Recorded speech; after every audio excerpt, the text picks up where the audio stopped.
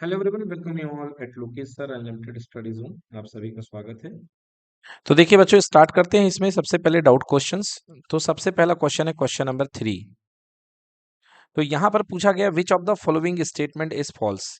तो इस पे थोड़ा सा एम्फेसाइज करिए कि फॉल्स यहाँ पे पूछा जा रहा है, कौन सा स्टेटमेंट फॉल्स है।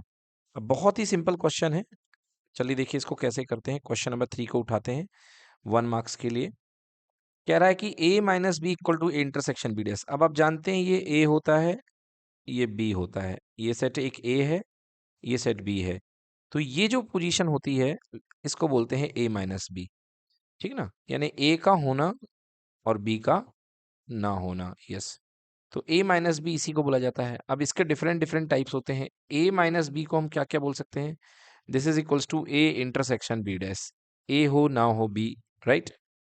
अगर इसको डायग्रामेटिकली मैं देखूं तो यही चीज क्या है मेरे पास, this is equals to a में से क्या सब्ट्रैक्ट कर दिया है? a इंटरसेक्शन b, ये वाला पार्ट निकाल दिया गया है। तो ये भी करेक्ट है, ये भी करेक्ट है।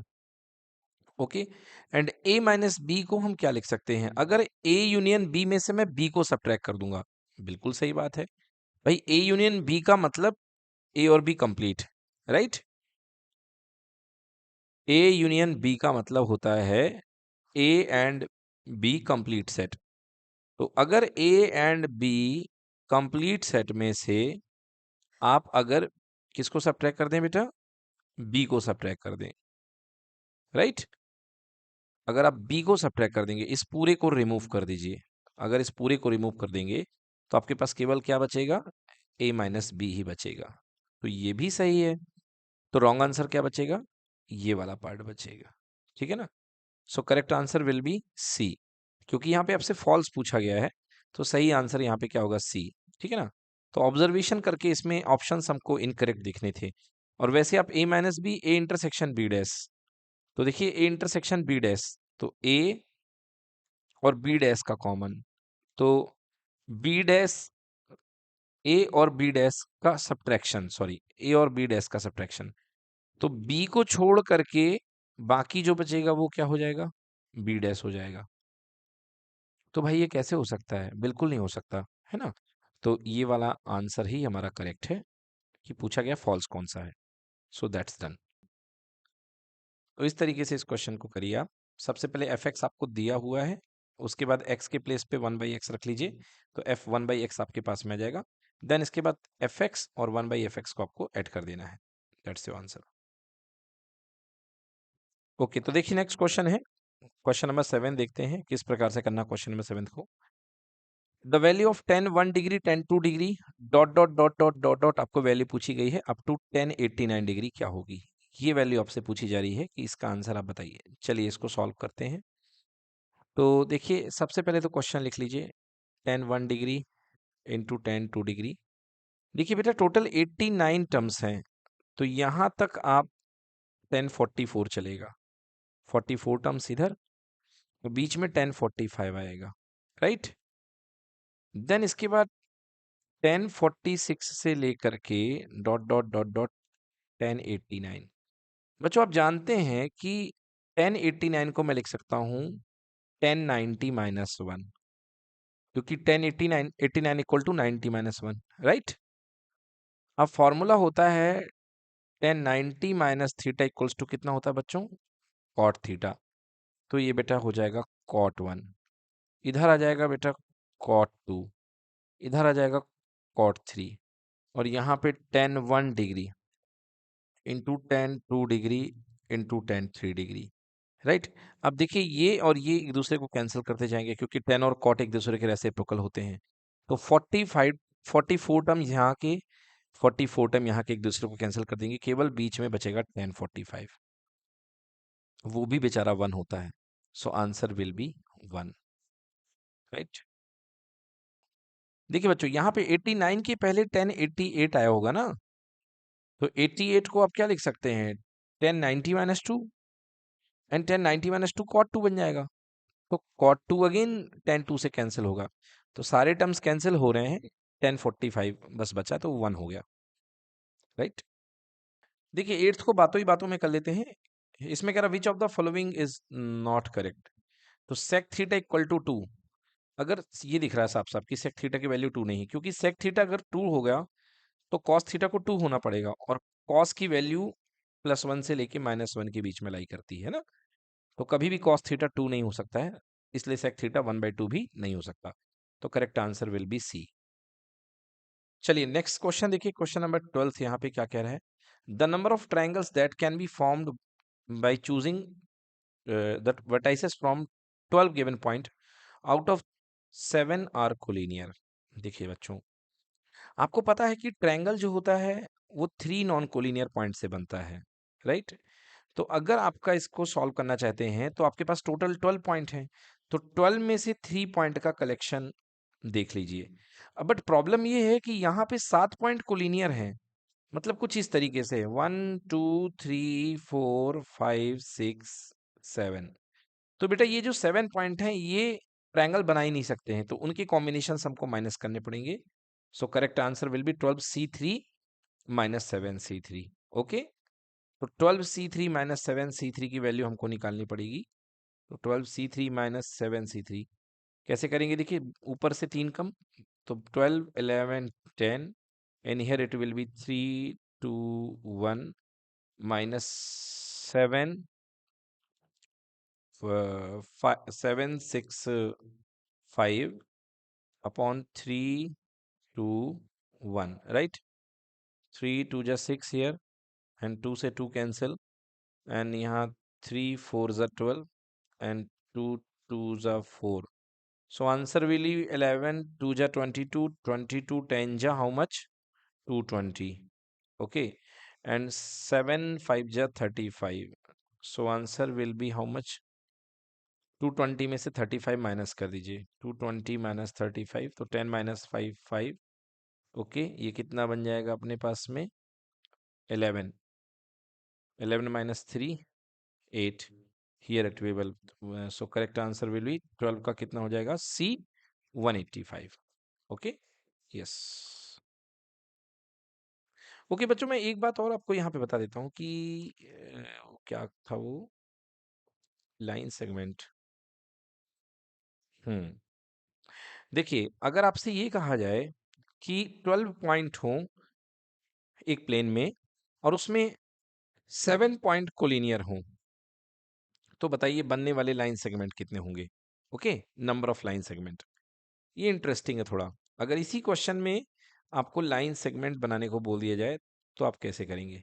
तो बेटा आपको पता है कि लाइन सेगमेंट, एक लाइन सेगमेंट कितने पॉइंट को लेके बनता है? 2 पॉइंट्स को। तो total number of line segment यहाँ पे कितने होंगे? 12c2, right? अब आउट ऑफ 7 कोलिनियर हैं तो उनको माइनस करना पड़ेगा, क्योंकि उनके पॉइंट भी आ चुके होंगे, राइट? बट यहाँ पे +1 करना ना भूलें, क्योंकि 7c2 सातों के सातों मिलकर के भी तो एक लाइन सेगमेंट बनाएंगे ना, तो उसको देने के लिए क्या करना पड़ता है? +1 करना पड़ता है, राइट? सो याद रखिएगा, ये गलती आपसे एग्जाम में हो सकती है।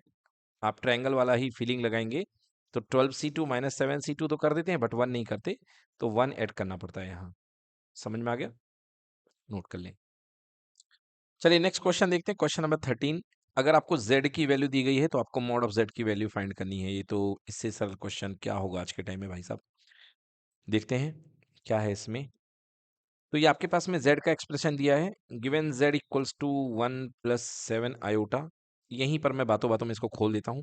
तो a का स्क्वायर, 2 का स्क्वायर 4, -2ab मतलब माइनस का 4 iota, and minus b sorry plus B square, तो iota square equal to -1, right?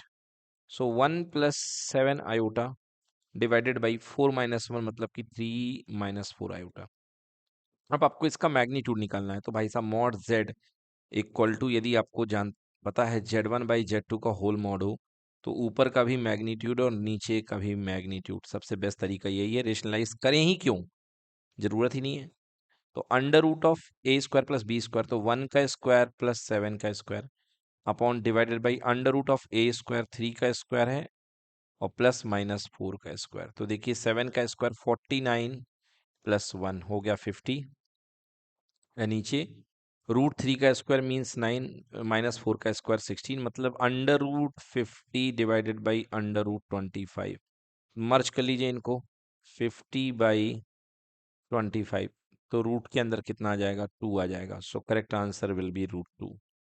Done. देखिए, अगर इसी क्वेश्चन को आपको प्योर कॉम्प्लेक्स नंबर की फॉर्म में बदलने को कहा जाए, तब आप रेशनलाइज करेंगे इसको, है ना। 1 + 7 आयोटा अपॉन 3 - 4 आयोटा का कंजुगेट मल्टीप्लाई कर देंगे। सो 3 + 4 iota and divided by 3 + 4 iota. तो देखिए, ऊपर तो मल्टीप्लाई हो जाएगा, सबसे पहले 1 का मल्टीप्लाई होगा 3 + 4 आयोटा के साथ, और फिर +7 आयोटा का मल्टीप्लाई होगा 3 + 4 आयोटा के साथ। And here a - b a + b equal to a² - b² means 3 का स्क्वायर -4 आयोटा का होल स्क्वायर। सो ये बन गया 3 + 4 आयोटा +7 3 जा 21 आयोटा एंड 7 4 जा 28, तो -28 हो जाएगा। आयोटा स्क्वायर -1 हो जाएगा, इसकी वजह से माइनस आ गया, right.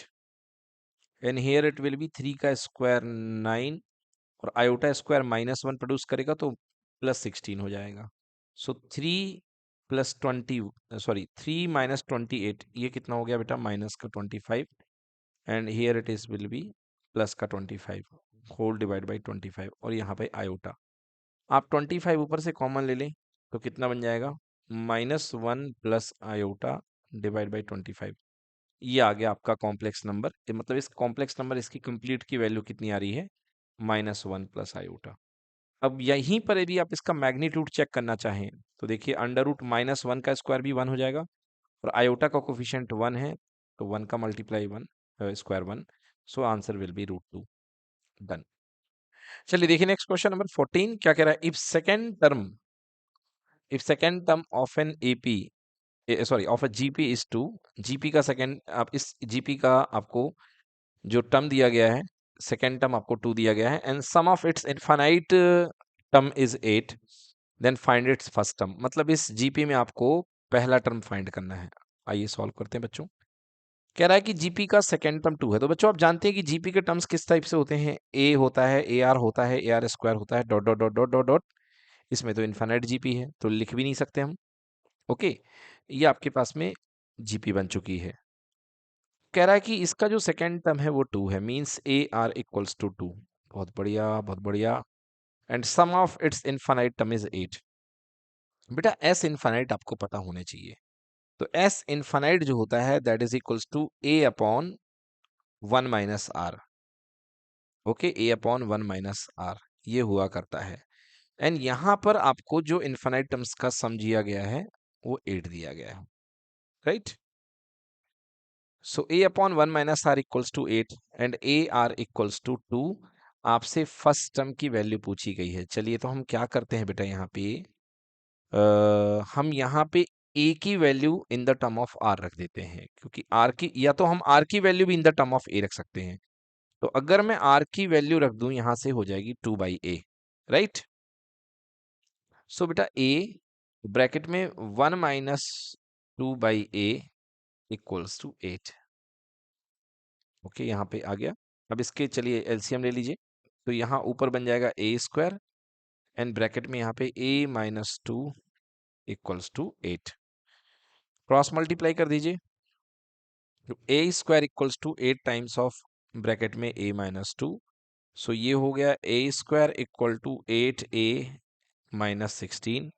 So a² - 8a + 16 equal to 0। ध्यान से देखिए, ये a-4 का होल स्क्वायर है। दिख पा रहा है कि नहीं दिख पा रहा आपको? और अगर नहीं दिख पा रहा है तो आपको फैक्टराइज करना पड़ेगा। मल्टीप्लाई करने पर 16 और सम करने पर -8, मतलब -4 दो बनेंगे, राइट। तो a-4 का whole square equal to 0, it means a-4 equal to 0। तो सो सिंपल बेटा, a equals to 4 first term. ये आ चुका है। बहुत ही सिंपल क्वेश्चन। बस एक चीज याद रखिएगा, इनफाइनाइट टर्म्स तक का सम होता है a अपॉन 1 - आर। और यहाँ पर r की वैल्यू जो होती है -1 से लेके 1 के बीच में कंपल्सरली लाई करती है, तभी इनफाइनाइट टर्म्स का सम निकलता है। डन। देखिए क्वेश्चन नंबर 20 कह रहा है कि असर्शन दिया गया है कि limit x tends to 0 sine ax upon bx equals to a/b। चलिए देखते हैं क्या ये बात सही है कि गलत है। तो लिमिट एक्सटेंड्स टू 0, पहले असर्शन की वैलिडिटी देख लेते हैं कि सही कि गलत है। तो साइन ax है और यहाँ पे है bx। तो चलिए देखिए, यदि इसको हमको सही करना है तो हमको नीचे ax के लिए हमें यहाँ पे एंगल ए को मल्टीप्लाई करना पड़ेगा, ठीक है ना, क्योंकि x तो ऑलरेडी है हमारे पास में, तो यहाँ पे ए हो जाएगा।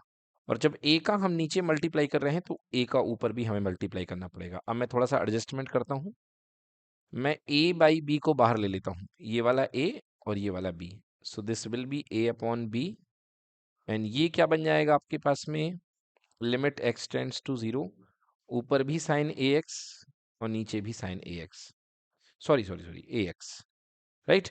तो ये बन गया sine angle upon angle, X tends to zero है तो जीरो बाई जीरो की लिमिट बन रही, तो बिल्कुल सही है, परफेक्ट, इसकी वैल्यू 1 हो जाएगी। So your answer will be A upon B. तो एशर्सन तो यहाँ पे ट्रू है। अब बात कर रहे हैं रीजन यहाँ पे ट्रू है कि नहीं है। तो एशर्सन यहाँ पे ट्रू हो चुका है। अब आपको रीजन की बात करनी है कि sine A X divided by sine B X, ठीक है ना। तो sine A X by sine B X को सॉल्व करने के लिए मुझे यहाँ पे ए एक्स का डिवाइड और ए एक्स का मल्टीप्लाई, इधर पे बी एक्स का डिवाइड और बी एक्स का मल्टीप्लाई, एक्स से एक्स कैंसिल, इसकी वैल्यू 1, इसकी भी value 1, so answer will be A by B. तो देखिए एशर्सन तो ट्रू है, बट रीजन क्या आ रहा है इसका, फॉल्स आ रहा है। तो assertion is true and reason is false, क्योंकि इसका आंसर बी बाई ए तो कभी आ ही नहीं सकता है, इसका आंसर ए बाई बी आएगा। सो करेक्ट आंसर इसका क्या होगा, C option will be correct, A is true and what are is false, C will be the correct answer. तो इसका करेक्ट लॉजिक क्या बनेगा, सी बनेगा। डन। देखिए बच्चों 24 का ऊपर वाला क्वेश्चन तो थोड़ा सा बड़ा जाएगा, मगर जो इसका और वाला पार्ट है बेटा, ये बहुत ही लॉलीपॉप क्वेश्चन है। आइए देखते हैं कैसे करेंगे इसको। तो ये आपके पास में क्वेश्चन है x square plus 1 upon x. तो सबसे पहले फंक्शन को y ले लिया करो, लिख लिया करो let y equals to x square plus 1 by x. अब बेटा क्या करो, इसको आप डिस्ट्रीब्यूट कर दो बेटा इसको, है ना। तो एक्स स्क्वायर के नीचे भी x और 1 के नीचे भी x, एक एक्स कैंसिल हो गया, तो बेटा ये कितना बच गया, x प्लस 1 अपॉन एक्स, जिसको लिखेंगे x की पावर -1, राइट। अब ये y हो चुका है। अब लिखना पड़ेगा आपको एग्जाम के लिहाज से differentiating with respect to x, ठीक है ना। तो यहाँ पे देखिए dy by d x equals to d by d x of x plus x की पावर -1। देखिए बच्चों ये डिवीजन फॉर्म में था, हमने इसको एडिशन फॉर्म में कन्वर्ट कर लिया, तो इसलिए अब हमको डिवीजन फॉर्म लगाने की कोई जरूरत नहीं है ना। अब हम सिंपल इसको एडिशन से कर सकते हैं। So d by d x equals to d by d x of x, तो ऊपर भी x नीचे भी x, x का डिफरेंशिएशन 1 होता है, और प्लस क्या होता है एन एक्स की पावर n-1, तो -1 x की पावर -1, सो ये बेटा हो जाएगा 1, और ये माइनस एक्स की पावर -2, इसको आप लिख सकते हैं 1 - 1 अपॉन एक्स स्क्वायर, यही बेटा आपका आंसर होगा। डन। चलिए बच्चों नेक्स्ट आउट है क्वेश्चन नंबर 26। तो क्वेश्चन नंबर 26 में दो पार्ट है बच्चों, एक ऊपर वाला क्वेश्चन है, एक नीचे वाला क्वेश्चन। तो ऊपर वाला क्वेश्चन तो थोड़ा सा टफ दिखाई दे रहा है ना, उसमें आपको थोड़ी सी नई अप्रोच लगानी पड़ेगी, बट नीचे वाला क्वेश्चन तो बेटा बहुत आराम से किया जा सकता है। तो चलिए ऑपरेशन थिएटर में लेके चलते हैं क्वेश्चन को। ये आ गया क्वेश्चन हमारे पास, using Venn diagram prove that A intersection B का whole dash equal to A dash union B dash. तो आपको यहाँ पर दो पार्ट में इस क्वेश्चन को करना है, एक LHL में और एक RHL में, ठीक है ना। आपको दो पार्ट में ये क्वेश्चन करना है। तो LHS इक्वल्स टू क्या दिया गया है, ए इंटरसेक्शन बी का होल ट्रांसपोज, ठीक है ना, यूजिंग वेन डायग्राम। अब आपको वेन डायग्राम यूज करना है, तो ए इंटरसेक्शन बी बनाना है और उसका होल ट्रांसपोज नहीं बोलते, सॉरी बच्चा, कॉम्प्लीमेंट बोलते हैं, है ना। तो ए इंटरसेक्शन बी का होल कॉम्प्लीमेंट। तो चलिए आइए मैं ए इंटरसेक्शन बी पहले आपके लिए बना देता हूं। तो ये मेरे पास सेट ए है और ये मेरे पास सेट बी है, ठीक है। दो सेट मेरे पास में आ चुके हैं, ये सेट ए है और ये सेट बी है। अब ये जो रीजन है, ये जो आपके पास में है, ये ए इंटरसेक्शन बी है, इतना वाला रीजन, इसको मैं रेड पार्ट से शेड कर देता हूँ, ए इंटरसेक्शन बी, ठीक है। सो ये जो पिंक कलर में है, what is this? This is given A intersection B. Agree बच्चों? अब ए इंटरसेक्शन बी का कॉम्प्लीमेंट, ए इंटरसेक्शन बी का complement means A intersection B का ना होना। तो आप समझ रहे हैं कि अगर ए इंटरसेक्शन बी नहीं होगा तो क्या होगा?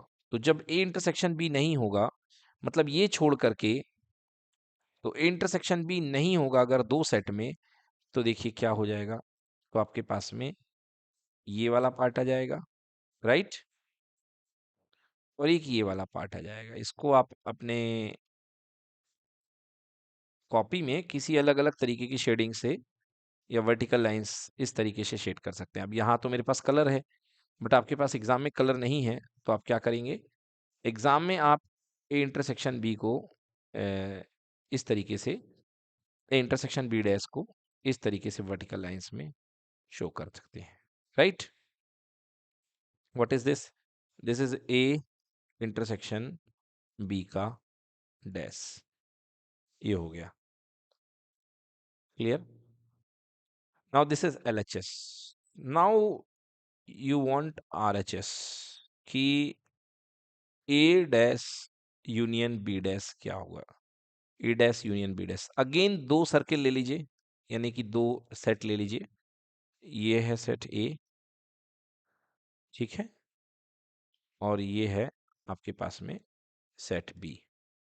सो this is set A and this is set B. आपके पास में दो सेट्स हैं, ठीक,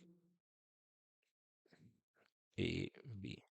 अब पहला आपसे क्या कहा गया है? ए डैश। ए डैश मीन्स ए का ना होना, u माइनस ए। तो ए का ना होना, ए तो यहां तक है, तो क्या u माइनस ए ये हो जाएगा ए डैश, ए का ना होना। What is this? This is A dash. Agree? Clear? भाई ए डैश है ना, ए डैश मतलब ए का ना होना। सो ये हो गया ए डैश, या इसी को ए बार बोलते हैं, right.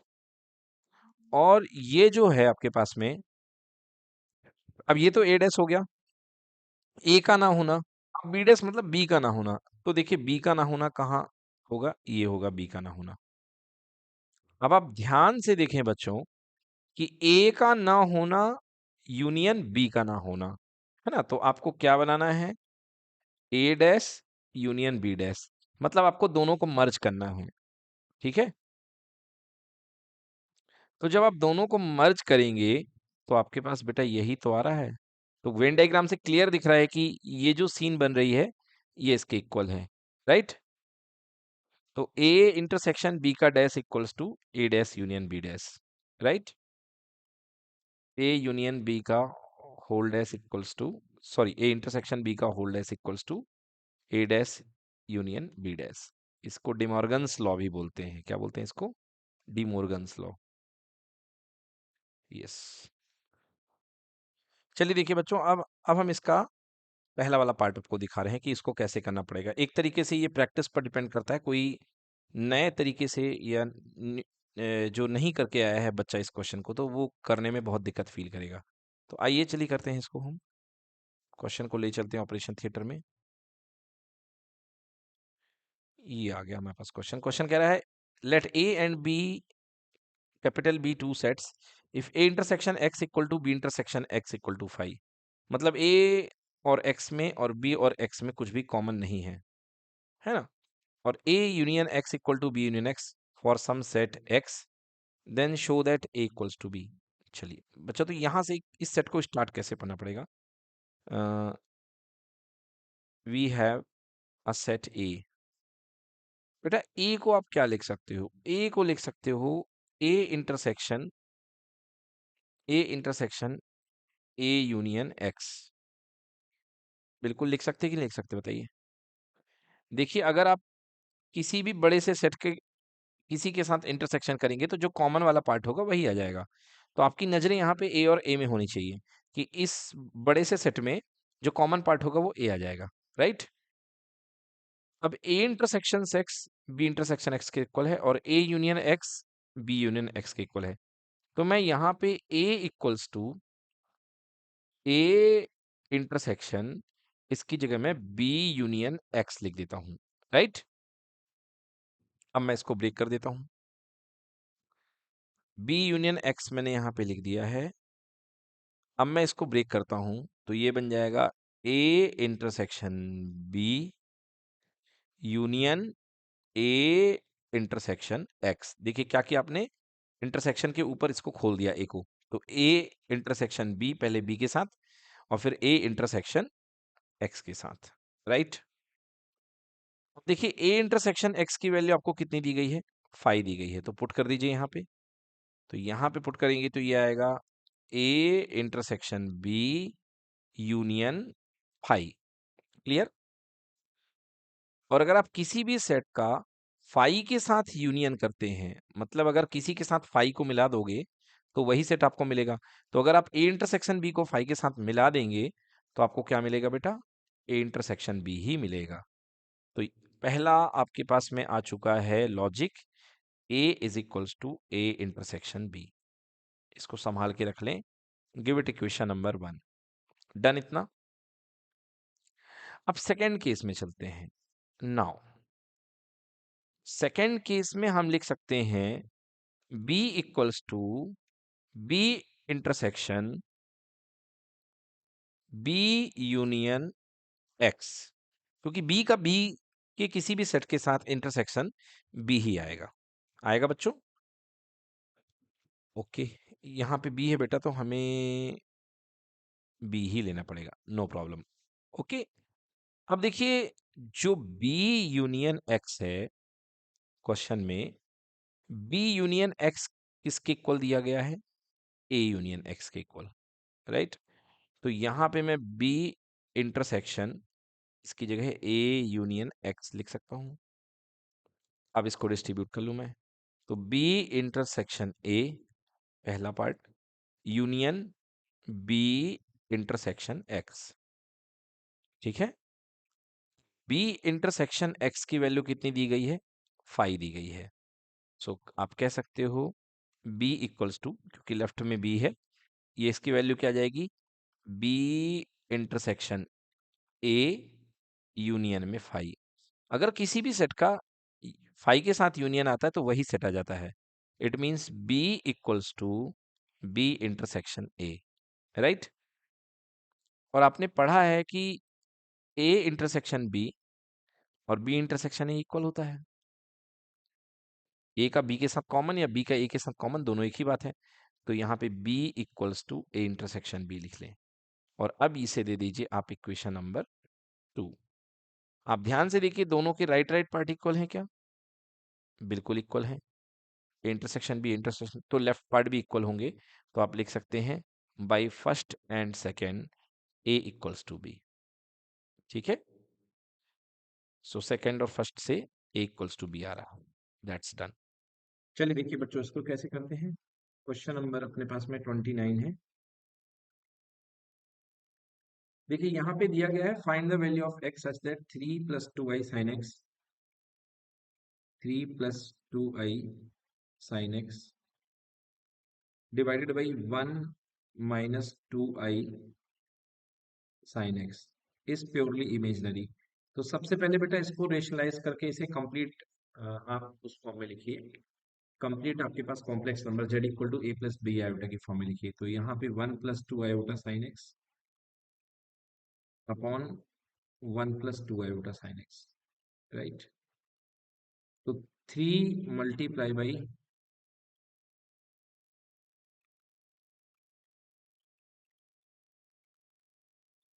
1 1 + 2 iota sin x plus 2 iota sin x into 1 + 2 iota sin x, and here it will be a minus b, a plus b means a square minus b square, तो 1 square minus 2 iota sin x का whole square, right? Now 3 multiply by 1, so this will be 1, sorry 3 1 ja 3 plus 6 iota sin x plus 2 iota sin x। बेटा iota square की value -1 हो जाएगी तो -4 sin square x, right. 2 2 ज़ा 4 and sign square x ये हो जाएगा। और यहाँ पे कितना आ जाएगा 1 प्लस आयोटा स्क्वायर की वैल्यू यहाँ पे -1 तो 1 minus minus plus plus 4 sine square x. Clear? अब इसका रियल पार्ट और इमेजिनरी पार्ट अलग अलग आप कर लें। तो 3 minus 4 sine square x plus iota common. Here it will be 6 iota sin x plus 2 iota sin x. So 6 plus 2 equal to 8. So here it will be 8 sin x. और इसको distribute कर दीजिए 1 प्लस 4 साइन स्क्वायर एक्स को। 1 plus 4 sine square x इसके पास भी जाएगा and 1 plus 4 sine square x इसके पास भी जाएगा। Now this complex number is in the form of z equal to a plus iota b, राइट? If a complex number z equal to a plus iota b is purely imaginary, sorry बेटा। तो अगर कोई complex number purely imaginary होता है तो उसका real part किसके इक्वल होता है? जीरो के इक्वल होता है। Real part of the complex number equal to zero means a equals to zero. तो यहाँ पे a की जगह कौन बैठा है? ये बैठा है 3 minus 4 sine square x upon 1 plus 4 sin square x. This is equals to 0. So 3 minus 4 sin square x equals to कितना हो जाएगा? 0 हो जाएगा। So 3 equals to हो जाएगा अपने पास में 4 sin square x. तो sin square x equals to कितना हो जाएगा? 3/4. तो sin x equals to under root 3/4. तो sin x equals to under root 3/2. और साइन एक्स की वैल्यू 3/2 कहाँ पे होती है? X equal to π/3। तो एक तो सोल्यूशन हमारे पास एक्स इक्वल टू π/3 आ जाएगा। ये प्रिंसिपल सोल्यूशन है और आई होप यही सोल्यूशन होना चाहिए क्योंकि जनरल सोल्यूशन आपके सिलेबस में से हट चुका है। तो for purely imaginary x equal to under root 3/2 and this is equals to π/3, right? Okay, लिखा हुआ है और एनी अप्रोप्रिएट आंसर, बट आपका आंसर यहीं तक बिल्कुल सही चलेगा, no problem at all. Okay, तो sine square x equals to आपके पास आया था कितना? √3/4। तो साइन एक्स इक्वल्स टू हो जाएगा प्लस माइनस √3/2 और तो आंसर कितना आ जाएगा? Plus minus π/3। क्योंकि दो आंसर्स हो सकते हैं, क्योंकि प्लस में वैल्यू आ रही है माइनस में भी। Done, so answer will be plus minus π/3। चलिए देखिए, नेक्स्ट क्वेश्चन आपके सामने स्क्रीन पर है। If alpha and beta are the different, है ना, different complex number with mod of beta equals to 1, then find the value of beta minus alpha upon 1 minus alpha bar beta। देखिए यहाँ पर जो प्रॉपर्टी आपके पास लगने वाली है, पहले मैं प्रॉपर्टी के बारे में बात कर लेता हूँ।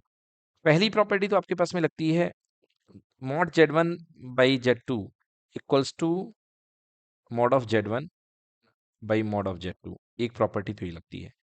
दूसरी प्रॉपर्टी आपके पास में लगनी है कि z into z bar equals to mod of z का स्क्वायर होता है। ये बहुत इंपॉर्टेंट प्रॉपर्टी है कि जेड हो जाएगा एक्स प्लस आई वाई और जेड बार हो जाएगा एक्स माइनस आई वाई। दोनों का मल्टीप्लाई करेंगे तो x square plus y square आता है। याद है बच्चों आप लोग को?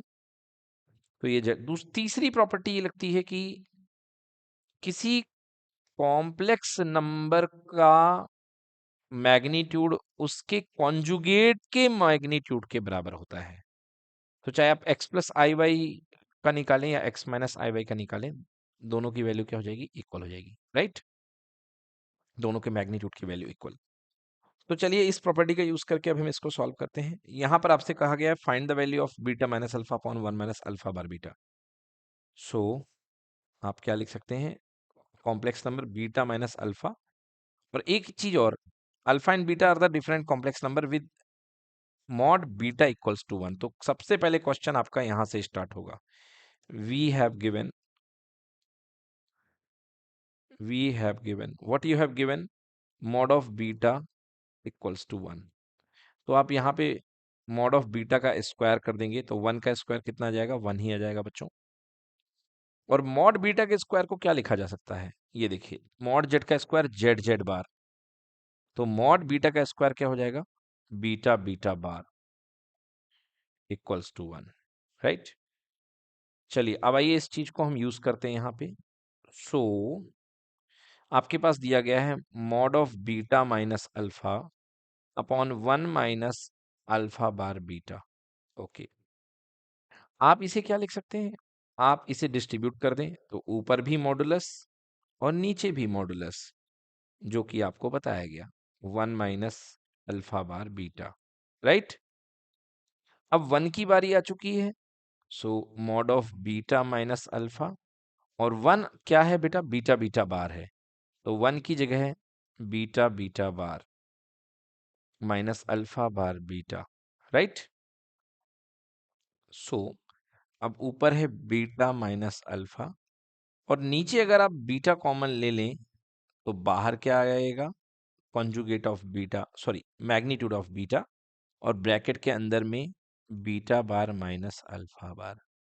मॉड ऑफ बीटा की वैल्यू कितनी दी गई है आपको, 1 दी गई है, तो ऊपर तो बीटा माइनस अल्फा है और नीचे मॉड ऑफ बीटा की वैल्यू 1, ये देखिए गिवन है। ओके, और ब्रैकेट में क्या बन गया, बीटा बार माइनस अल्फा बार।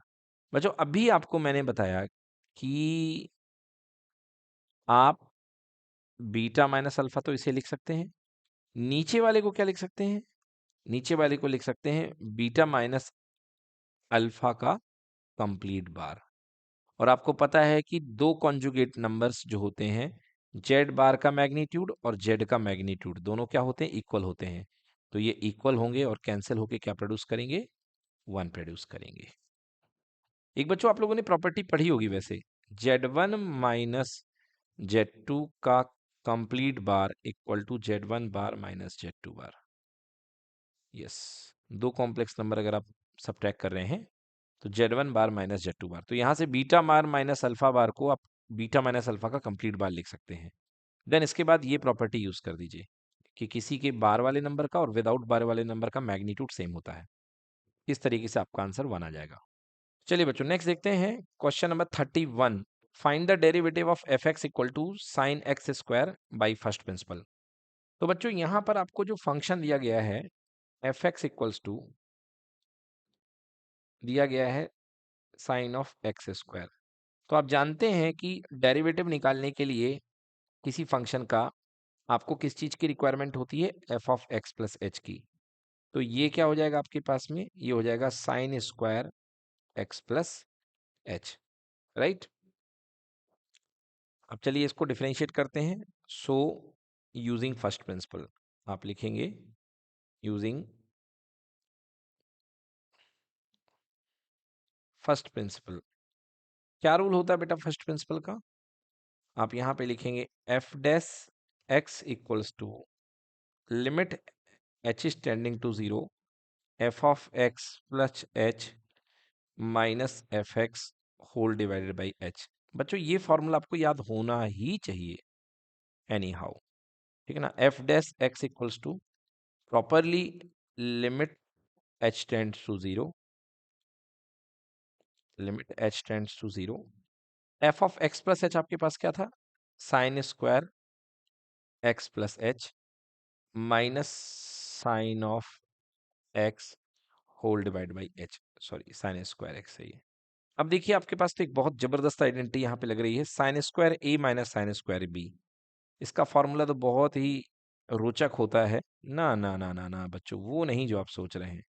Sign square x minus sine square y का फॉर्मूला होता है sine of x plus y into sine x minus y, right. जैसे A square minus B square की आइडेंटिटी लगती है, तो बाई लकली इसके angle में भी यही प्रॉपर्टी लग जाती है, साइन एक्स प्लस वाई और साइन एक्स माइनस वाई, ठीक ना। ये लग बाई चांस है, बट फॉर्मूला ये होता है। तो बच्चों ये फॉर्मूला यहाँ पे आप पुट कर दें, तो limit h tends to 0 sine a plus b, तो x plus h plus x, ये पहली चीज हो गई, into sine a minus b means x plus h minus x whole divided by h, right. So limit h tends to 0, ये क्या बन गया हमारे पास, पहला बन गया sine 2x plus h and second बन गया साइन एच, एक्स से एक्स कैंसिल हो गया, और ये जो एच है मैं जानबूझ करके इसे दे दूंगा क्योंकि मेरा वेरिएबल यहाँ पे एच है।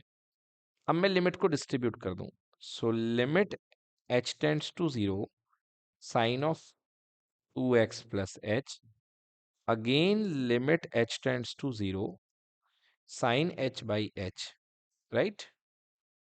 देखिए यहाँ पे h की वैल्यू 0 पुट कर दीजिए, तो h की वैल्यू जैसे ही आप 0 पुट करेंगे तो ये आपके पास में क्या बन जाएगा, साइन 2x इनटू, बेटा h की वैल्यू 0 पर इस स्टैंडर्ड लिमिट की वैल्यू क्या होती है, 1।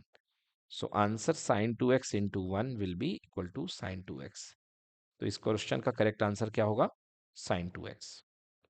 बच्चों एक बात ध्यान देंगे आप लोग, यहाँ पर ये जो मैंने क्वेश्चन गलत कर दिया, क्यों गलत कर दिया, क्योंकि क्वेश्चन में एंगल का स्क्वायर था और मैंने क्या बना दिया, मैंने बना दिया फंक्शन का स्क्वायर। तो अब इस क्वेश्चन को, अब हो तो चुका है, अब इस क्वेश्चन को ही हम बदल देते हैं। बेटा ये जो क्वेश्चन है हमने सॉल्व किया है, ये हमने साइन स्क्वायर एक्स के लिए सॉल्व कर दिया है, देख लीजिए। मतलब यहाँ जो फंक्शन है ये साइन स्क्वायर एक्स है, ठीक है ना।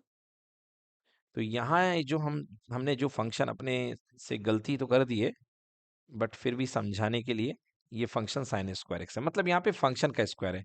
बट जो ओरिजिनल क्वेश्चन आपका वो फंक्शन का स्क्वायर नहीं लगा है, वो एंगल का स्क्वायर है। तो चलिए उसको भी हम अभी बना देते हैं, पहले आप इसको नोट कर लें। चलिए तो अब अपनी गलती को सुधारते हुए अब हम फंक्शन फिर से चेंज करते हैं। So we have given f x equals to sine x square. So हमारे पास में f of x plus h क्या बनेगा, it will be sine x plus h का होल स्क्वायर, ये बनेगा। ओके अब चलिए तो नाउ यूजिंग फर्स्ट प्रिंसिपल लिखना पड़ेगा, बाय फर्स्ट प्रिंसिपल।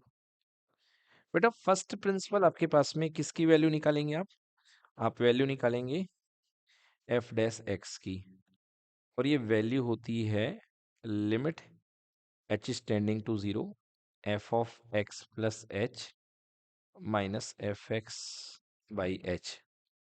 तो वैल्यू पुट करिए, sine of x plus h का whole square minus sine of x square, sorry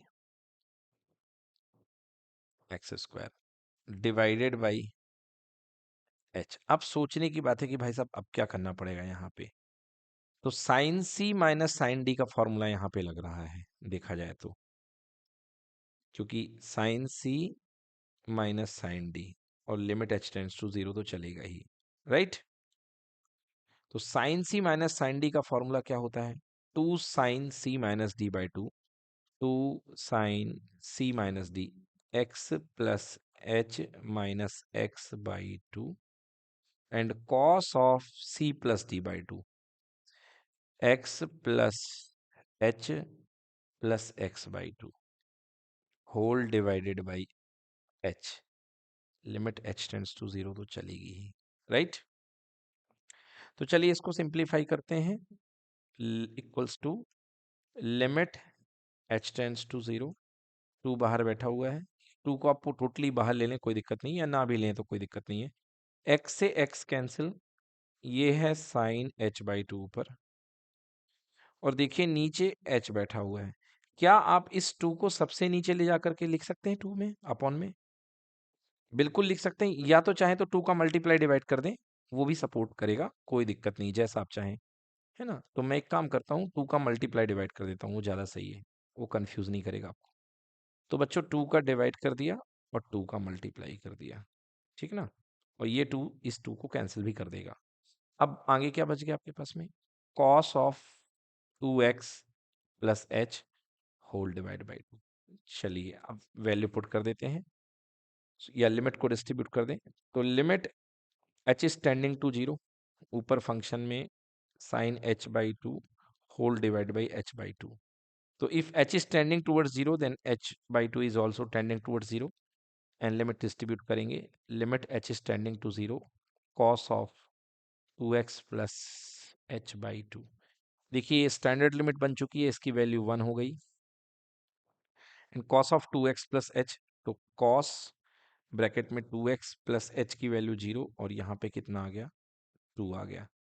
तो 2 से 2 क्या हो चुका है अपने पास में, कैंसिल हो चुका है, ठीक ना। और यहाँ पे जो हमारी वैल्यू आ रही है that is equals to cos of x. बच्चों मतलब मालूम आज पता नहीं क्या हो रहा है। देखो ऑन रिकॉर्डिंग में ये बात बोलनी पड़ रही है कि हम स्क्वायर को सॉल्व करते करते खुशी के मारे एंगल ही हमने सिंगल एंगल का बदल लिया। लो कहाँ से आंसर आएगा बच्चों। हमने इसको सीधे सीधे साइन एक्स का डिफरेंशिएशन बना दिया। क्वेश्चन इतने अच्छे तगड़े क्वेश्चन को हमने लल्लू कर दिया यहाँ से। चलिए इसको सॉल्व करते हैं बेटा। देखिए सॉल्व करते हैं इसको। तो इसको मैंने इरेज करके फिर से सॉल्व करना है, ठीक है ना। स्क्वायर फंक्शन था उसको मैंने लिया ही नहीं, अद्भुत बात हो गई। चलिए फॉर्मूले वगैरह सही लगाए मगर वेरिएबल ही बदल दिया। तो चलिए limit h tends to zero. देखो इनपुट यहाँ पे एक्स प्लस एच का होल स्क्वायर है और एक्स स्क्वायर है, ठीक है ना। बार बार मैंने एक्स ही पुट कर दिया। तो sine C minus sine d equals to two sine c. अब तो मैं बहुत सतर्क हूँ। एक्स प्लस एच का whole square minus x square. अब गलती नहीं होने दूंगा। Two sine C minus D by two, two भी है, into cos of C plus d. फूंक फूंक के रखूंगा हर एक कदम, क्योंकि दूध से जला हुआ मट्ठे को भी फूंक के पीता है। यहाँ पे भी टू और नीचे एच, तुम्हें भी ना भुला पाऊंगा। चलिए limit h tends to zero. अब इसको सॉल्व करता हूँ। ओके कैसे सॉल्व होगा, टू तो बाहर है ही है। साइन एक्स प्लस एच का होल स्क्वायर खुलेगा, x square plus two x h plus h square और माइनस का x square whole divided by two. ठीक है ये, और इसे भी खोल दिया जाए। चलिए इसको खोल दें। Cos of x square plus two h x plus h square minus x square whole divide by two, और हम सबकी आंखों का तारा एच। अब एक्स स्क्वायर से एक्स स्क्वायर को कैंसिल करते हुए, यहां से भी एक्स स्क्वायर से एक्स स्क्वायर को कैंसिल करते हुए, एक बार देख लें कोई गलती तो नहीं हुई है, क्योंकि गलती का आभास हो रहा है। आभास बिल्कुल सही हो रहा है, क्योंकि two sine C minus D by two और cos c plus d by two होता है। तो देखिए इतनी सारी चीजें गलतियां हो रही हैं। पता नहीं इस क्वेश्चन में क्या लिखा हुआ है नसीब में। ये एक्स स्क्वायर है और यहाँ पर भी प्लस एक्स स्क्वायर हो जाएगा, प्लस एक्स स्क्वायर। चलिए ठीक है, अब सब कुछ ठीक चल रहा है। अब क्या है भाई, ऊपर से two x h plus x square by two. चलिए इसको पहले सिंप्लीफाई कर लूँ तब तो दिखाई दे कुछ। तो limit h tends to to zero, two sine bracket में बचा है h square plus two x h whole divided by two. बहुत बढ़िया। और यहाँ पे cos of x square plus x square means हो गया two x square plus two x h plus h square, two x square plus two x h plus h square by two and whole divided by h. देखिए अब क्या करना पड़ेगा आपको, क्योंकि variable H है और ये देखिए जीरो बाई जीरो की फॉर्मेट बन रही है, तो साइन अपने लिए परेशानी कर रहा है। तो limit h tends to zero. अब देखिए बच्चों ध्यान से, टू साइन, अगर मैं एच कॉमन ले लूं तो यहाँ पे मेरे पास में क्या बन रहा है, H plus two x by two, right. और मेरे पास यहाँ पे एक ऑलरेडी एच है, तो मुझे क्या देना है यहाँ पे, मुझे देना है एक ब्रैकेट में H plus two x by two, ये मुझे देना पड़ेगा। तो ये मैंने डिवाइड में खुद से एक मल्टीप्लाई कर दिया डिनोमिनेटर में, तो बदला चुकाने के लिए मुझे H plus two x by two यहाँ भी करना पड़ेगा। क्यों, क्योंकि इसकी वैल्यू कितनी हो जाएगी, वन हो जाएगी, क्योंकि साइन जीरो बाई जीरो की स्ट्रक्चर बन रही है। एच आप जीरो रखेंगे तो जीरो बाई जीरो बन रहा है। और यहाँ पे तो चलो बहुत ठीक है, cos of 2x² plus 2xh plus h² whole divide by 2। अब चलिए लिमिट पुट कर दीजिए, डिस्ट्रीब्यूट कर दीजिए लिमिट को। तो यहाँ से 2 बाहर आ जाएगा क्योंकि कांस्टेंट है, और लिमिट h टेंड्स टू 0 किस पे अप्लाई होगी, इस फंक्शन पे अप्लाई होगी। साइन ऑफ h ब्रैकेट में h प्लस 2x/2 एंड नीचे h inside the bracket h plus 2x/2। ठीक है, और इनटू, अब फिर लिमिट लगाइए इस वाले में। तो limit h tends to 0 h plus 2x/2 into limit h tends to 0 cos of 2x² plus 2xh plus h²/2। जितनी हो सकते हैं सब कुछ पॉसिबल कॉम्बिनेशंस यहाँ पे बना दिए गए हैं। चलिए अब लिमिट पुट करते हैं। तो 2, इस फंक्शन की वैल्यू कितनी हो गई, 1। तो ये फंक्शन हो गया 1, राइट। अब लिमिट h की वैल्यू पुट करते हैं। तो ये देखिए h की वैल्यू यहाँ पे है 0 प्लस 2x/2, क्योंकि h की वैल्यू 0 पुट करनी, ध्यान रहे। 2 से 2 कैंसिल, तो ये x हो जाएगा। अब h की वैल्यू 0 अंदर पुट करें, तो कॉस ऑफ 2 इंटू एक्स का स्क्वायर प्लस ये 0 हो गया, अगला भी 0 हो गया, अपॉन में कितना चला गया, 2 चला गया। तो 2 से 2 क्या हो गया, कैंसिल आउट हो गया। तो कितना बन गया यहाँ पे, 2 बन गया, अंदर x बन गया, तो 2x कॉस का x²। तो आई होप अब ये एक आंसर आपका सही होना चाहिए। बिल्कुल सही निकल गया है। 2x cos x² will be the correct answer. Okay, तो करेक्ट आंसर इसका होगा 2x cos x²। बाकी करना बहुत इत्मीनान से है बच्चों इस क्वेश्चन को, अदरवाइज गलत होने के इसके पूरे चांसेस है, जैसे हमने भी आज गलत करे हैं। डन। देखिए क्वेश्चन नंबर 31 में थोड़ी सी मिसप्रिंट हुई है। केवल करना कि आपको यहाँ पे इधर का साइन हटा देना है, इधर का कॉस हटा देना है, इधर का साइन और इधर का कॉस। तो मतलब question originally sign x plus cos x upon sine x minus cos x, ये क्वेश्चन है। तो sine x plus cos x upon sine x minus cos x. चलिए आइए इसको सॉल्व करते हैं। तो फंक्शन बना लेते हैं सबसे पहले हम। तो हमारे पास जो फंक्शन दिया गया है y is equal to sine x plus cos x upon sine x minus cos x. और एक समझदार बच्चे को अगर ये क्वेश्चन और में आया है तो सब कुछ छोड़ करके उसे इसी को सिलेक्ट करना था, क्योंकि ऊपर वाला भी डिफिकल्ट है थोड़ा सा, ये तो पूछो ही मत, क्लास 12th लेवल का है। ये वाला काफी इजी है, तो इसको आपको अटेम्प्ट करना चाहिए। तो इसको कैसे करेंगे, देखिए आप जानते हैं अगर दो फंक्शन का डिवीजन होता है तो ट्रिक लगती है या फॉर्मूला लगता है d/d u/v। तो first function sorry numerator denominator का है, तो क्या होता है, denominator into differentiation of numerator minus numerator into differentiation of denominator whole divided by denominator का होल स्क्वायर। तो डिनोमिनेटर यहाँ पे कितना है, sine x minus cos x into differentiation of numerator means sine x plus cos x minus numerator sine x plus cos x into differentiation of denominator sine x minus cos x whole divided by denominator का whole square. Means denominator अपने पास में क्या है, sine x minus cos x.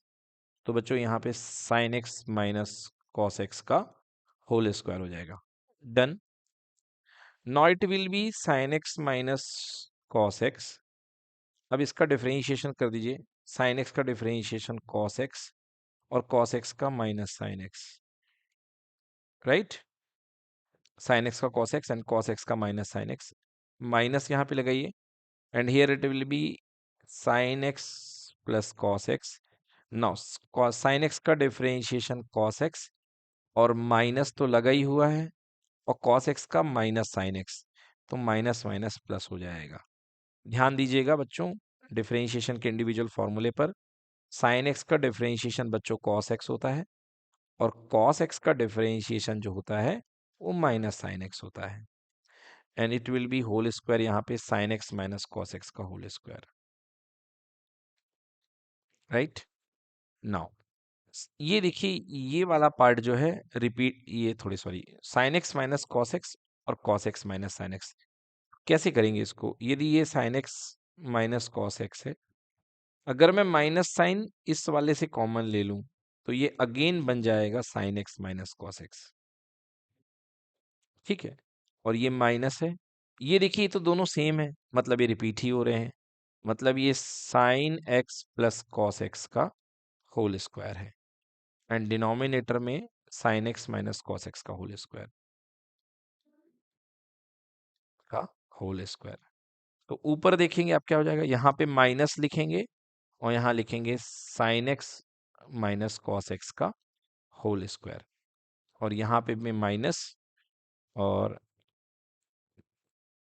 Sign x plus cos x का whole square, and denominator में sign x minus cos x का whole square. ऊपर से माइनस साइन कॉमन ले लें तो माइनस साइन पूरे से बाहर आ जाएगा। अब इसको ओपन कर दें तो ये हो जाएगा, देखिए sign square x plus cos square x minus two sine x cos x. याद रहे आपने माइनस साइन ऊपर से कॉमन लिया है तो यहाँ पे क्या बचेगा, प्लस बचेगा।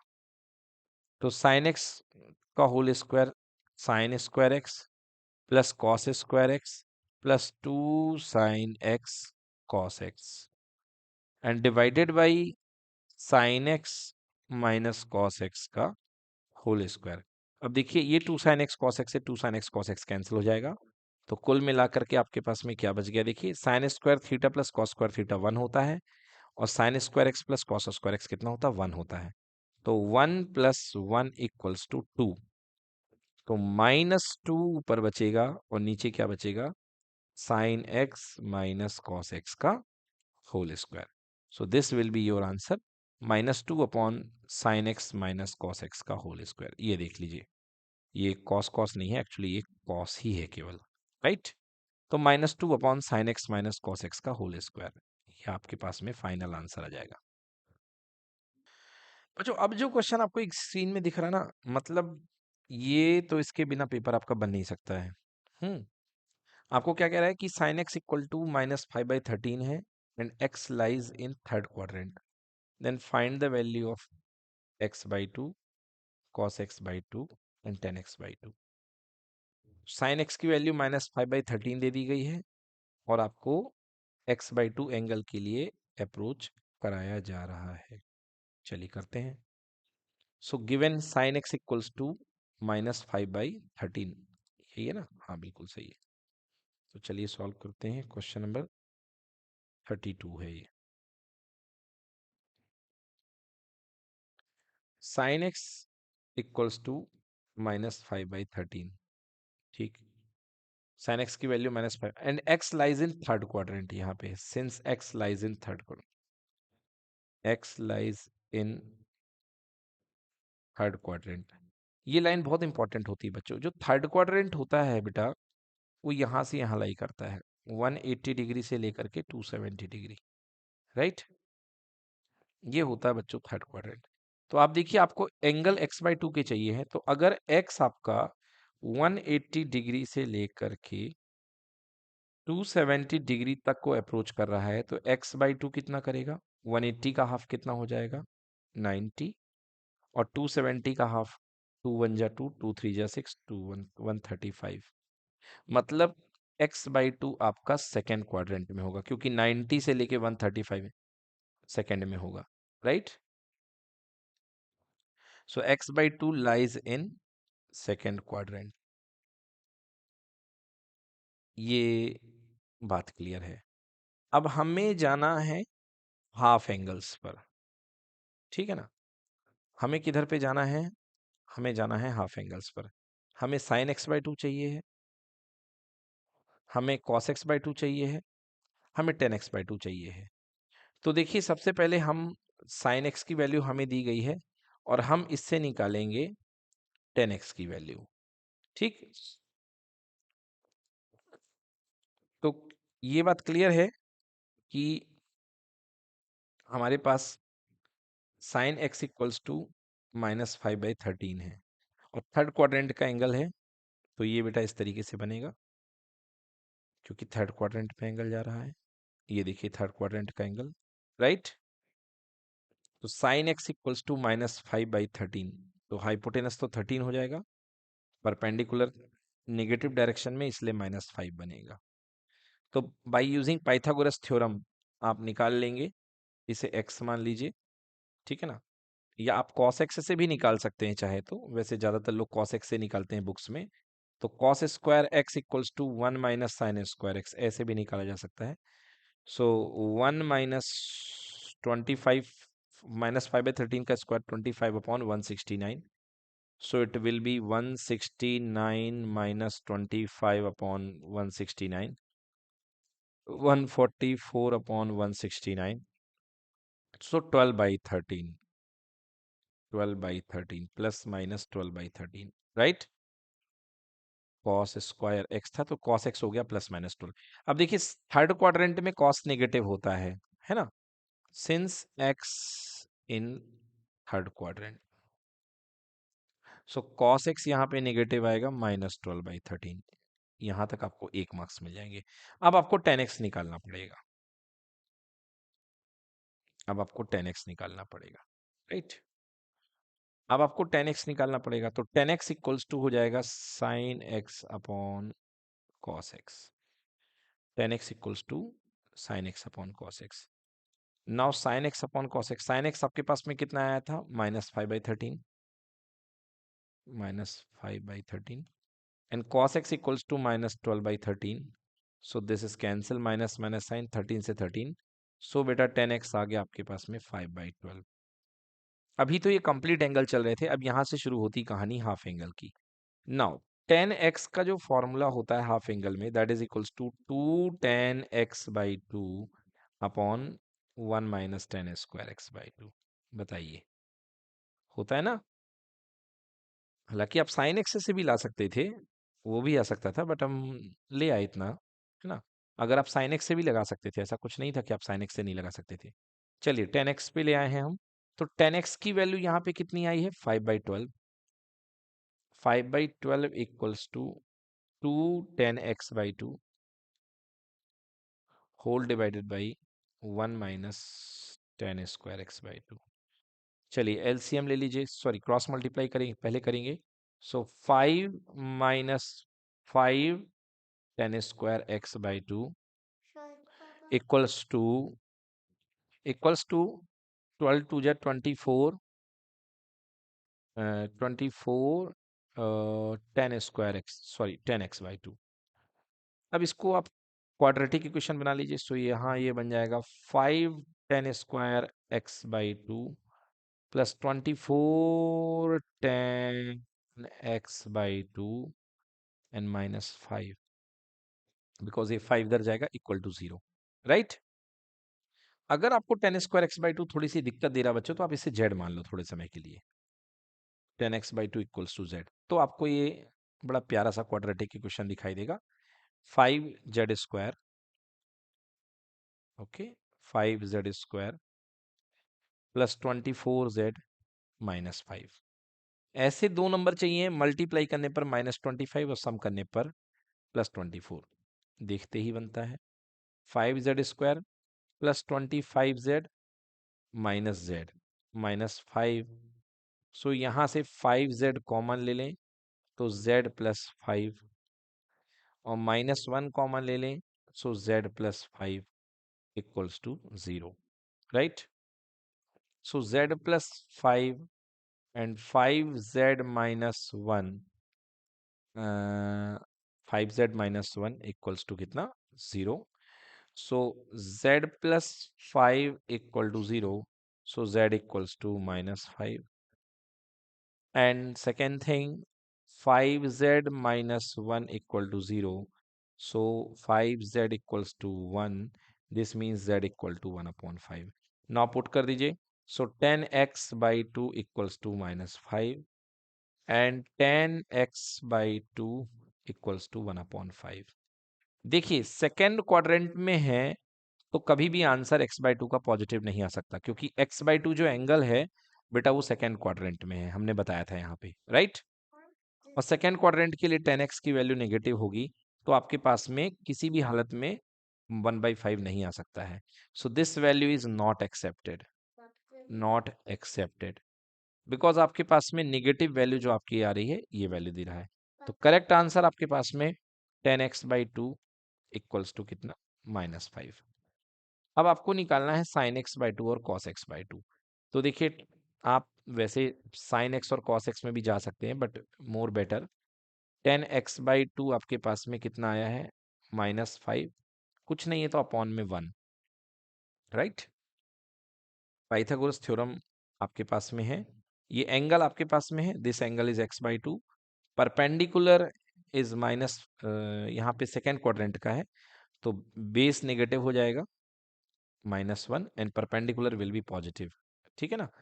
और आप ना भी लें तो फाइनली तो आपको पता ही है कि sin x cos x दोनों निगेटिव आएंगे क्योंकि सेकेंड क्वाड्रेंट में है। चलिए तो इसको सॉल्व करते हैं, तो ये कितना आ जाएगा, ये आ जाएगा √5 का स्क्वायर 25 + 1 26 आएगा ना बच्चों। इसे x ले लीजिए आप। सो x का स्क्वायर इक्वल्स टू, x तो एंगल में है, इसे y ले लीजिए मान लीजिए। तो y का स्क्वायर इक्वल्स टू परपेंडिकुलर का स्क्वायर माइनस, सॉरी 5 का स्क्वायर 25 और +1 का स्क्वायर -1 का square 1। So it will be 26, y square equals to 26। तो y equals to √26। This is the value of y, √26। Now ये 10x/2 आपके पास में है। अब आपको sin x/2 चाहिए है, तो sin x/2 equals to perpendicular upon hypotenuse. So बेटा यहाँ पे परपेंडिकुलर कितना है आपके पास में 5 एंड हाइपोटेनस कितना है, √26। क्लियर है। एंड सेकेंड क्वाड्रेंट में साइन पॉजिटिव होता है, सो आंसर आपके पास में पॉजिटिव ही रहेगा। Now cos x/2 equals to, base आपके पास में कितना है, -1/26। तो आंसर में बी 5/√26 एंड -1/√26। चलिए चेक करते हैं। सो बिल्कुल सही आंसर है हमारे पास में 5/√26 एंड ये sin x/2 की वैल्यू एंड cos x/2 की वैल्यू कितनी, -1/√26। क्लियर। एंड ये वैल्यू हो गई आपके पास में -5। देखिए आपको जो वैल्यू दी गई है यहाँ पे cos x की दी गई है ना, कि 10x की दी गई है, cos x की, sin x की वैल्यू दी गई है कि, एक मिनट, ओके sin x की। तो आप यहाँ से sin x की वैल्यू दी गई है, तो cos x की वैल्यू निकालने के बाद आप यहाँ से cos x/2 भी लगा सकते हैं। मैं ये कहना चाहता हूँ आपसे, देखिए क्योंकि आपके पास में, आपको हाफ एंगल में ले जाने के आपके पास में कई फॉर्मूले हैं।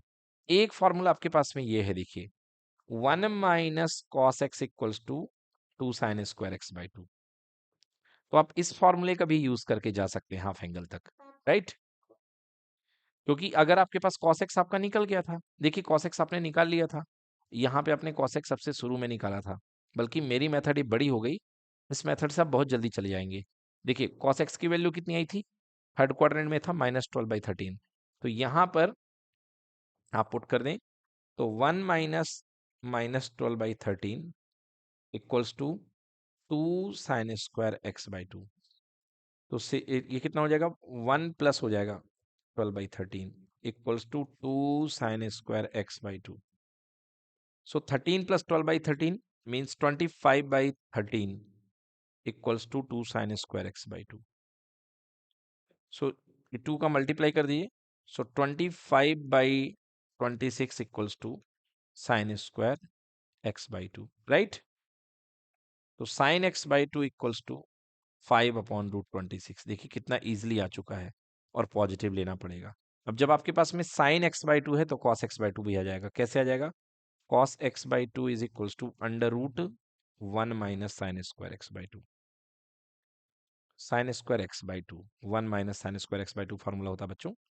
तो 1 - sin स्क्वायर x/2 मीन्स √5 का square 25 and here 26। So answer will be 26 - 25 √1/26. So answer will be √1/26, but cos x से तो नेगेटिव आएगा, so answer -1/√26। एंड 10x/2 निकालना है, तो sin x/2 और cos x/2 दोनों को डिवाइड कर दें, so आपके पास में 10x/2 भी आ जाएगा। So here it is sin x/2 divided by cos x/2। तो sin x/2 की वैल्यू आपने निकाली है 5/√26 and here it is equals to -1/√26। So ये कैंसिल हो जाएगा, और 10x/2 कितना आ जाएगा -5। ठीक है ना। तो बच्चों यहाँ भी हमारे पास में 10x/2 नेगेटिव आया था, मतलब ये काफ़ी बड़ी मेथड हो गई और कॉस से तो ये बहुत जल्दी आ रहा है। तो मोर बेटर है आप इस वाले कंसेप्ट को यूज़ कर लें, है ना। हमने 10 से गए थे बट कॉस से काफ़ी जल्दी आ रहा है। तो जो मेन फॉर्मूले आपको याद करने हैं वो ये हैं, ये नोट कर लें आप। 1 plus cos x equals to 2 cos square x/2, ये कॉस के हाफ एंगल में ले जाएगा। 1 minus cos x equals to 2 sine square x/2 and sine 2x equals to 2 10x upon 1 minus 10 square x/2, sorry plus होता है यहाँ पे। cos 2x equals to 1 minus 10 square x/2 divided by 1 plus 10 square x/2 and tan 2x equals to 2 10x upon 1 minus 10 square x/2। Done, note कर ले। देखिए बच्चों next देखते हैं question number 33। Find three numbers, sorry sorry sorry sorry, नीचे वाला।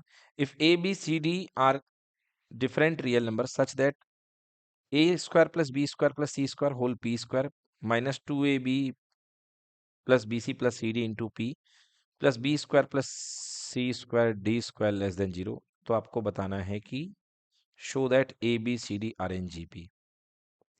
देखिए बच्चों, तो आपको करना क्या है, थोड़ा सा अरेंजमेंट करना है। अगर आप इसको लिखेंगे a square p square minus 2ab और फिर पहले सबसे पहले इसको पूरे को ओपन कर लीजिए और फिर इसे होल स्क्वायर की फॉर्म में लिखिए, कुछ इस तरीके से लिखिए। देखिए a square plus B square plus p square है माइनस 2ab है। आपको केवल आपको अरेंज करना है, ए स्क्वायर के साथ पी स्क्वायर को ले लिया, फिर 2ab प्लस का बी स्क्वायर। तो ये एक एक्सप्रेशन बन गई, क्या बन गई बेटा, ए पी माइनस बी का होल स्क्वायर। सिमिलरली दूसरी बी पी माइनस सी का whole square and third c p minus d का whole square and this all is greater than और इक्वल टू 0, राइट। नाउ अब कह रहा है कि अगर तीनों का स्क्वायर 0 या 0 से बड़ा हो, तीनों का स्क्वायर जो है 0 या 0 से क्या होना चाहिए, बड़ा होना चाहिए। एक मिनट बेटा, कुछ मिस्टेक हुई है यहाँ पे, देखिए क्वेश्चन में ही कुछ थोड़ी सी मिस्टेक लग रही मेरे को लिखने में। यहाँ पे ये लेस देन और इक्वल टू 0 है, राइट। तो यहाँ पे भी बेटा ये दिस इज लेस देन और equal to 0 and this is less than और इक्वल टू 0, ये मिसप्रिंट हुई थी बच्चों। अब देखिए, देखिए 3 नंबर का स्क्वायर कभी लेस देन 0 नहीं हो सकता क्योंकि नेगेटिव नहीं हो सकता है, तो क्या होगा, इक्वल टू 0। और 3 स्क्वायर का सम इक्वल टू 0 तभी होगा जब तीनों इंडिविजुअली 0 हो, मतलब ये भी 0, ये भी 0 और ये भी 0। तो हम फर्स्ट को 0 करते हैं, a p minus B equal to 0 means a p equals to B.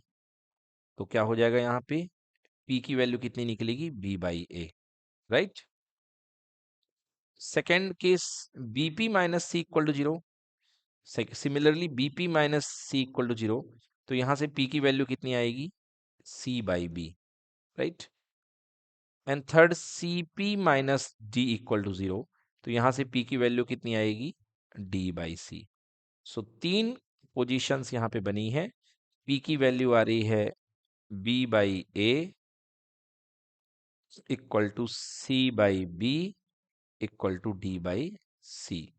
देखिए ये कब पॉसिबल है कि तीन नंबर्स का रेशियो बिल्कुल सेम आए, जब a b c d GP में हो, राइट।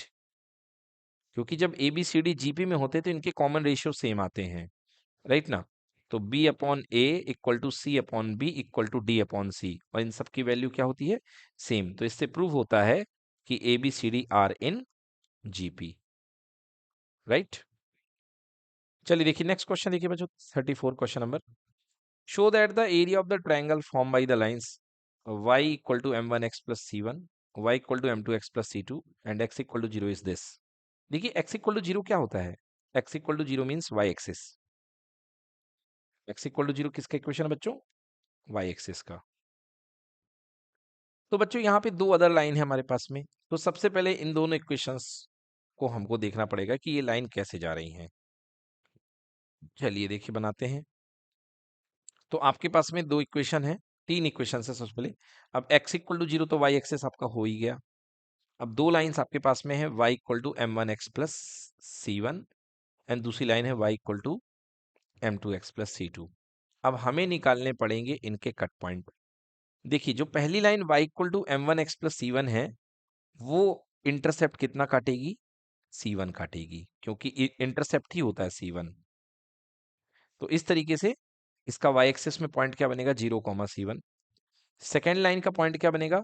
0, अब हमें ये इंटरसेक्शन पॉइंट फाइंड करना है। बस ये हमें इंटरसेक्शन पॉइंट फाइंड करना है। तो आइए कैसे फाइंड करते हैं, देखिए यहां पर ये दोनों लाइनें इंटरसेक्ट कर रही हैं। कौन कौन सी? y equal to m1x plus c1 और y equal to m2x plus c2।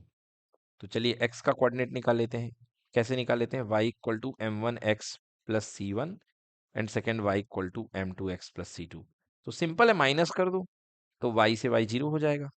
तो ये y कैंसिल हो गया। 0 equal to m1 minus m2, x common ले लीजिए और प्लस कितना आ जाएगा? c1 minus c2।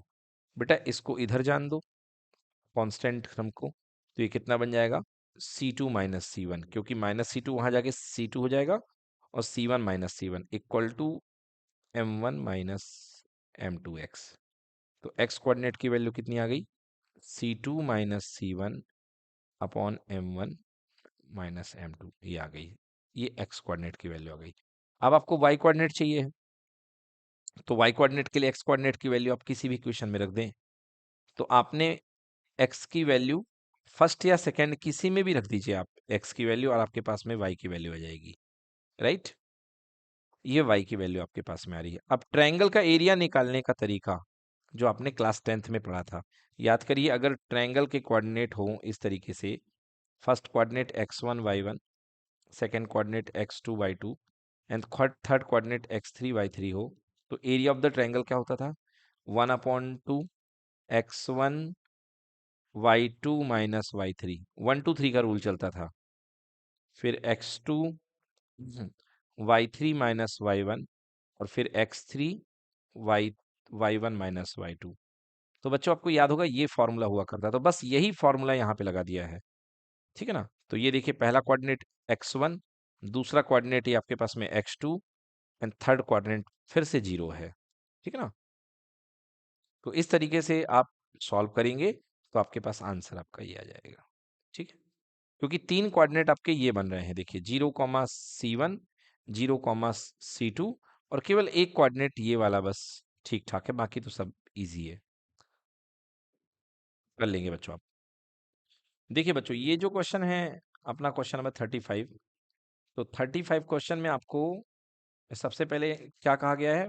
Find the mean variance and standard deviation using shortcut method. तो शॉर्टकट मेथड मतलब आपको यहाँ पे देखिए ध्यान से, आपको एज्यूम्ड मीन मेथड नहीं बोला है, आपको शॉर्टकट मेथड बोला है। तो शॉर्टकट मेथड का जो फॉर्मूला होता है बार के लिए, बार मतलब एवरेज, मीन, तो बेटा क्या होता है? Sigma f i x i upon sigma f आई। ठीक है ना? इसके अलावा आपको कोई मेथड यूज नहीं करना है। मतलब यदि डेटा को आप एक्स मान रहे हैं तो आपको sigma f i x i upon sigma f आई इस्तेमाल करना है। तो चलिए देखते हैं इसमें क्या किया गया है। ये देखिए, तो सिग्मा, ये देखिए एफ आई एक्स आई। अब इसके बाद नए डेटा बना लिए गए हैं यहाँ पे वाई आई। तो वाई आई किस तरीके से बनाया गया है आपके पास में, जरा सोचिए। तो वाई आई बनाने के लिए एज्यूम्ड मीन मेथड का इस्तेमाल किया गया है। ठीक है ना? बट मैं ये सजेस्ट करूंगा आपको कि आप यहाँ से ये मेथड का इस्तेमाल ना करें, आप सिंपल जो फॉर्मूला होता है उसका इस्तेमाल करें। तो क्या निकलेगा? देखिए, variance of x equals to, variance of x equals to बन जाएगा आपके पास में sigma f i x i का square upon sigma f i minus sigma f i x i upon sigma f i का होल स्क्वायर। ठीक है ना? ये भी कर सकते हैं। अच्छा, मगर ये देखिए यहाँ पे जो डेटा हैं बहुत बड़े बड़े हैं, देखिए डेटा आपके बहुत बड़े बड़े आ रहे हैं। अब इस डेटा के साथ अगर फ्रिक्वेंसी में आप मल्टीप्लाई करोगे तो वाकई में बहुत दिक्कत होने वाली है। तो एज्यूम्ड मीन मेथड यहाँ पे बिल्कुल सही है मीन निकालने के लिए।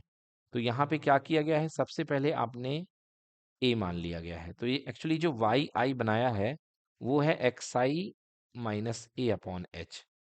अब आप कहेंगे सर इनकी वैल्यूज हमें बता दो। तो एक्स आई माइनस ए की वैल्यू कितनी है 95 बाई हाइट एच। तो एच कितने का गैप है 10 का, ठीक है ना। तो फर्स्ट क्वेश्चन में देख लीजिए एक्स आई कितना है 75 माइनस 95 मतलब -20 अपॉन 10। तो कितना बनेगा -2। बिल्कुल सही। तो यहाँ पे ये डेटा जो है आपका नया डेटा बन के आ चुका है, राइट। तो अब क्योंकि डेटा आपका वाई आई है तो आपको क्या क्या लगेगा, वाई आई का स्क्वायर लगेगा और साथ में एफ आई वाई आई लगेगा और एफ आई वाई आई का स्क्वायर लगेगा। अब जो मीन का फॉर्मूला आपका लगेगा वो क्या लगेगा, देखिए सॉरी मीन का बोल गया मैं, वेरिएंस का बोलना है चाहिए मुझे। तो मैं वेरिएंस का फॉर्मूला आपको बता रहा हूँ, अच्छे से याद रखें। देखिए क्योंकि आपने यहाँ पे क्या इन्वॉल्व कर दिया है, यहाँ पर आपने इन्वॉल्व कर दिया है एच को। तो ये फॉर्मूला हो जाएगा variance equals to h square divided by n square. N क्या होता है बच्चों, एन का मतलब सिग्मा एफ आई, पूरी फ्रिक्वेंसी का सम। ये जो यहाँ पे टोटल फ्रिक्वेंसी निकलेगी इसको एन बोलेंगे, ठीक है ना। टोटल फ्रिक्वेंसी का सम एन होता है। अंदर आ जाइए यहाँ पे ब्रैकेट के अंदर। तो ब्रैकेट के अंदर क्या लिखते हैं, capital n sigma, capital n sigma f i y i का स्क्वायर। मतलब ये जो चीज निकलेगी इसके अपॉन में उसे रखा जाएगा, है ना। यस ये देखिए n sigma f i y i का स्क्वायर मीन 66 आ जाएगा minus sigma f i y i का होल स्क्वायर। बेटा इस तरीके से वेरिएंस निकलेगा। और अब इसके बाद स्टैंडर्ड डिवीजन बोला गया है। तो क्या होता है standard division, under root of variance. तो वेरिएंस के रूट को क्या बोलते हैं, स्टैंडर्ड डिवीजन, ठीक है। तो तीन चीजें इसमें निकालने को आती हैं। देखिए बच्चों इस क्वेश्चन में क्या कहा जा रहा है, क्वेश्चन नंबर 38 में satellite is moving around the earth in the elliptic orbit such that the earth is at one of the focus of the ellipse।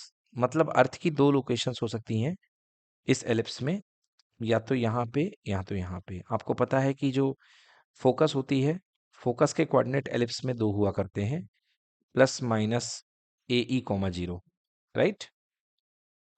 Focus जो होता है एलिप्स के केस में that is plus minus a e comma zero और it is said to be plus minus c comma zero, है ना बेटा। तो या तो इसकी पोजीशन बेटा सी कॉमा जीरो है या minus c comma zero. Okay, so two locations are there, either it may be plus c comma zero और minus c comma zero. Yes, तो a satellite is moving around the earth in an elliptical orbit such that the earth is at one focus of the ellipse। the minimum and maximum distance of the satellite। बेटा जो satellite है वो कहाँ पे orbit करेगा, वो यहाँ से ऑर्बिट करेगा बेटा, राइट। अब आपको पता है कि बेटा यहाँ तक की डिस्टेंस हम कितनी लेते हैं, दिस इज ए, ठीक है ना। यहाँ तक की डिस्टेंस कितनी होती है, ए होती है। तो ये कह रहा है कि अर्थ से जो इस सैटेलाइट की मिनिमम डिस्टेंस है। तो मान लेता हूं कि अगर जिस समय सैटेलाइट यहाँ पे है तो इस समय ये इससे मिनिमम डिस्टेंस प्रोड्यूस करेगा, क्योंकि और जगह में तो डिस्टेंस बढ़ती जा रही है, राइट। तो इस समय मिनिमम डिस्टेंस कितनी मिलेगी मुझे, ये वाली डिस्टेंस मिनिमम होगी and it is said to be a minus c. बताइए कही जा सकती है कि नहीं कही जा सकती, क्योंकि यहां तक की डिस्टेंस सी है और यहां तक की डिस्टेंस पूरी ए है। तो ये जो डिस्टेंस बचेगी बेटा that will be a minus c, right. So a minus c क्या है, मिनिमम डिस्टेंस। और मिनिमम डिस्टेंस की वैल्यू यहां इस क्वेश्चन में कितनी दे दी गई है, 2000। सो a minus C equals to 2000, ठीक है। अब मैक्सिमम डिस्टेंस के लिए ये जो सैटेलाइट है वो कहाँ पर आ जाना चाहिए मूव करते करते? ये इधर से चलते चलते चलते चलते सैटेलाइट मान लीजिए इस लोकेशन पे आ गया, राइट? तो इस समय इसकी डिस्टेंस कितनी बनेगी देखिए, यहां से यहां तक की डिस्टेंस c है और ये इधर की तरफ की डिस्टेंस कितनी है a। तो टोटल डिस्टेंस कितनी बन गई c प्लस ए या a plus c. Okay, so a plus c equals to कितना दिया गया है? मैक्सिमम डिस्टेंस इसकी I think 8,000 yes it is 8,000, so I can write here a plus c equals to how much? 8,000.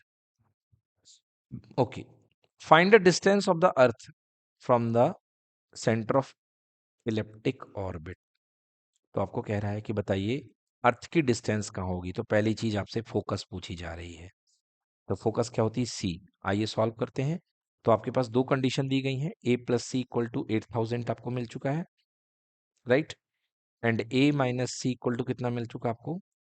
2,000, है ना? दो equations हैं, दोनों को लड़ा दीजिए, सी सी कैंसिल हो जाएगा।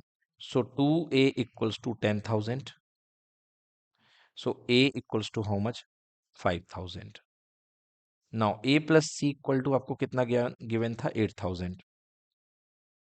तो a की यहाँ पे a की वैल्यू 5,000 है, तो c की वैल्यू कितनी आ जाएगी? 8 minus 5 that is equal to 3,000, right? तो c की वैल्यू कितनी आ गई? 3,000। तो पहली चीज यहाँ पे जो आपसे पूछा जा रहा है उसका आंसर c इक्वल टू 3,000, राइट? So required distance equal to 3,000। अब यहाँ पे a की वैल्यू कितनी आई है आपकी? a की वैल्यू आपकी आई है 5,000। आपसे अब नेक्स्ट क्या पूछा जा रहा है? Find the equation of the electric orbit when centre is at origin and focus is in x axis. अब आपसे कहा जा रहा है कि अगर फोकस एक्स एक्सिस में है तो आपको बताना है कि इक्वेशन ऑफ द एलिप्स क्या होगा। आपको एलिप्टिक ऑर्बिट की इक्वेशन बनाती है, ठीक है? तो देखिए कैसे निकलेगी। आपको पता है कि b square equal to a square 1 minus e square, है ना? ये कंडीशन होती है जिसको आप क्या लिखते हैं? जिसको आप इस तरीके से भी लिखते हैं कि बी का square equal to a square minus a square e square, है ना? मतलब b square equal to a square minus c square, कुछ को ऐसे याद रहता है। तो यहाँ पे बी स्क्वायर आपको निकालना है, ए स्क्वायर मतलब 5,000 का स्क्वायर, बिकॉज ए आपका 5,000 है, और सी स्क्वायर कितना हो जाएगा? 3,000 का square. C I hope so आपने 3,000 निकाला है, यस बिल्कुल सही। सो 5,000 मीन्स 25,000 एंड माइनस कितना? 9,000। तो कितना आ गया बेटा? बी स्क्वायर आपके पास में 16,000, राइट? तो अब आपको इक्वेशन लिखना है एलिप्स की। तो क्योंकि एक्स एक्सिस में एलिप्स आपका जा रहा है तो equation will be x square upon a square plus y square upon b square equal to 1। So x square upon a की वैल्यू 25,000 आई है तो इसका कितना हो जाएगा? 25,000 प्लस वाई स्क्वायर अपॉन बेटा बी स्क्वायर की वैल्यू आपकी अभी अभी निकाली हमने 16,000 equal to 1। So this should be the answer. Let's check the answer. बिल्कुल सही है बेटा। एक्स स्क्वायर अपॉन 25,000 हमने उन्होंने तो वो भी नहीं करा, 5,000 का square plus y square upon 4,000 का स्क्वायर मीन्स वही 4,000 का स्क्वायर इक्वल्स टू 1। डन।